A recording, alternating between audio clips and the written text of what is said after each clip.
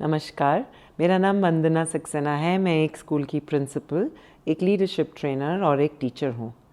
आइए इस वीडियो में हम बात करते हैं एक बहुत अहम टॉपिक के बारे में, about how to choose the right school for my child. जिस दिन से बच्चे पैदा होते हैं उसी समय पेरेंट्स को सबसे पहला ये विचार होता है कि आजकल के समय में अच्छे स्कूल में एडमिशन पाना बहुत मुश्किल है। तो वो सोचने लग जाते हैं कि कौन से स्कूल में हम अपने बच्चों को भेजेंगे। तो इसको समझने और करने का एक बहुत लॉजिकल और आसान सा तरीका है। 5 स्टेप्स को फॉलो कीजिए। पहली चीज़, एग्ज़ामिन कि स्कूल्स की एजुकेशनल फ़िलॉसफ़ी और करिकुलम क्या है। क्या आप वो पेरेंट्स हैं, आपको किसी एक पर्टिकुलर बोर्ड से अटैचमेंट है, सीबीएसई, आईसी, आईजीएसई, इसकी तरफ ध्यान दीजिए।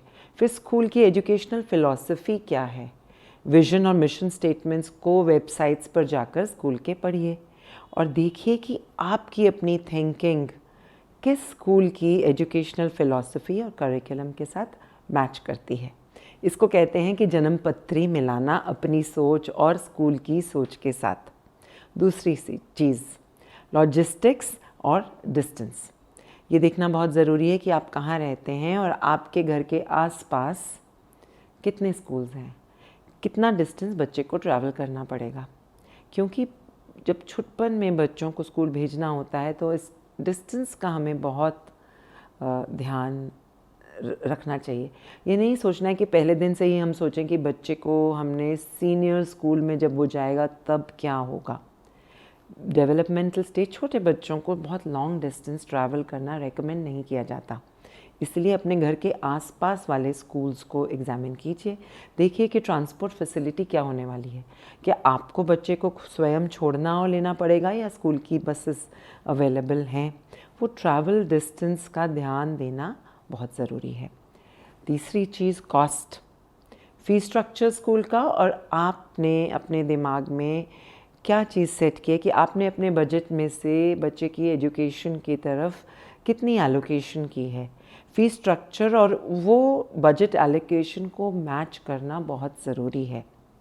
तभी आपको भी कंफर्ट होगा और जिस स्कूल में बच्चे जाएंगे वहाँ पर उनको भी वो कंफर्ट अपने आप मिल जाएगा। चौथी चीज़, पेरेंट्स सपोर्ट। क्या आप वर्किंग पेरेंट्स हैं?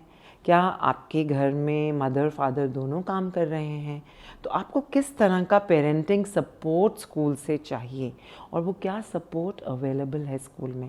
जाहिर है कि अगर दोनों पेरेंट्स वर्किंग हैं तो आपको चाहिए, हो सकता है कि आप वो स्कूल ढूंढेंगे जहाँ पर कैंटीन फैसिलिटी है ताकि बच्चों को खाना भी वहाँ अवेलेबल हो जाए। क्या बच्चों में स्कूल में डे केयर मिल सकता है। तो स्कूल्स और पेरेंट्स को इकट्ठे मिलकर एक पेरेंटिंग का काम करना होता है। तो पेरेंटिंग सपोर्ट के बारे में भी ज़रूर आप ध्यान रखिए। पांचवी चीज़, स्कूल्स की अचीवमेंट्स। एक स्कूल का रिपोर्ट कार्ड पढ़ लीजिए, उसमें क्या आएगा, स्कूल के academic results, extra curricular activities में क्या अचीवमेंट्स हैं। इन सब चीज़ों के बारे में आप ज़रूर जानकारी कीजिए और रिसर्च कर डालिए। अब छठी चीज़, जो बच्चे उस स्कूल से गुज़र गए होते हैं, यानी कि उस स्कूल के एलमनाई, उनकी कॉलेज की प्लेसमेंट्स क्या हुई, उनसे बात करके, उनके पेरेंट्स से बात करके आपको स्कूल के कल्चर के बारे में पता चल जाएगा।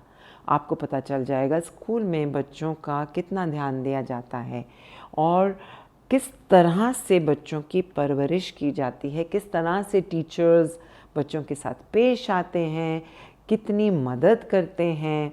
और ये सारी बातों का ज्ञान आपको उन पेरेंट्स और उन बच्चों के साथ मिलकर बातचीत करने से पता चल सकता है जो कि स्कूल के एलमनाई हैं। तो अगर आप इन 6 चीज़ों पे गौर करेंगे तो धीरे धीरे आप पाएंगे कि आपकी सोच और आपका रास्ता साफ होता चला जाएगा। आपको खुद ही समझ में आ जाएगा what is the right and the best school for my child. Think through, work logically, and find the right fit that will be perfect for your child's growth and all round development. Happy choosing!